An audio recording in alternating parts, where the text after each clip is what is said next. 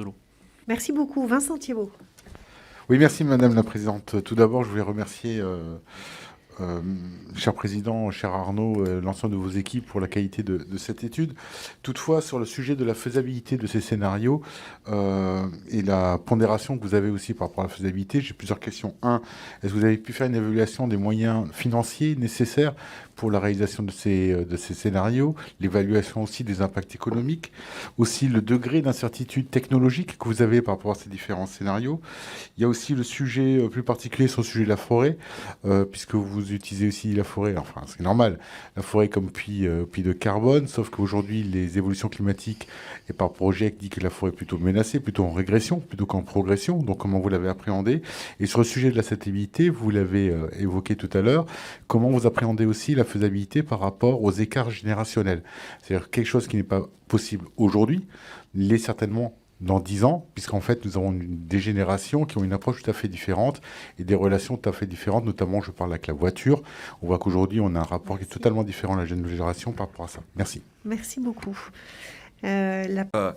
Budget, coût, faisabilité, aspect générationnel. Alors, l'aspect générationnel, on pense que ça va aider parce qu'on est nombreux ici à avoir des enfants ou des petits-enfants.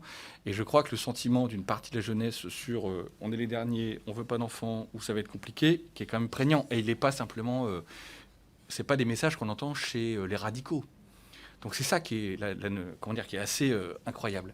Donc voilà, je pense qu'il y a une vraie différence. Les usages dont on parlait tout à l'heure par rapport à la voiture, par rapport au logement. Vous avez une génération qui a été habituée aussi à avoir des logements beaucoup plus petits, qui sera peut-être en capacité d'avoir ce qui existe déjà, une chambre pendant 10 ans qui ne lui appartient pas et des appartements modélables. Hein. C'est ce qu'on a essayé, moi le gouvernement a essayé de pousser aussi dans diverses initiatives relatives au logement. Donc voilà, donc ça, il y aura certainement des choses comme ça qui marcheront. Concernant les budgets, le budget qu'il faut pour faire ça, vous avez les chiffres qui tombent tous les matins, que ce soit pareil Forcy qu'on finance par ailleurs, ou d'autres. Hein, j'ai encore vu des chiffres de 275 trillions d'euros ou de dollars pour l'ensemble de la transition à mener à l'échelle mondiale. Donc vous imaginez, à l'échelle européenne, on est sur des montants conséquents. Et chaque année, on a le débat avec votre collègue Laurent Saint-Martin par rapport au budget vert, combien il manque. Donc voilà. On voit très bien qu'il va falloir financer les choses. Et c'est de l'investissement. Donc il y aura les débats habituels, mais ce sera de l'investissement. Et je pense qu'on y jouera aussi la survie de l'humanité. Je pense que c'est aussi ça qu'il faut assumer. Concernant la problématique forêt, on l'a bien en tête. Hein. On l'a dit, on a travaillé sur la base des projections GIEC. Donc voilà, il y a des choses qui sont en cours aussi en termes de façon d'organiser la vie entre les essences, des choses comme ça pour fabriquer de la résilience. On a suivi ce qui se passait dans le massif du Grand Est. On voit très bien, moi je suis installé dans le massif des Landes, donc je vois très bien aussi les difficultés qu'on a. Donc on a pris ça en considération. Donc en pensant aussi qu'on était en capacité, on a échangé avec l'ONF notamment sur le sujet, de pouvoir imaginer une nouvelle façon de faire vivre notre massif. Donc ça, c'est quelque chose d'assez intéressant. La faisabilité technique, écoutez, on vient de lancer France 2030 hier, avec des gros engagements, une vraie volonté aussi d'aller craquer certaines technologies. Donc on fait le pari, et il n'y a qu'un scénario ici qui est très techno-push. On a beaucoup de choses qui sont disponibles et qu'on ne déploie pas.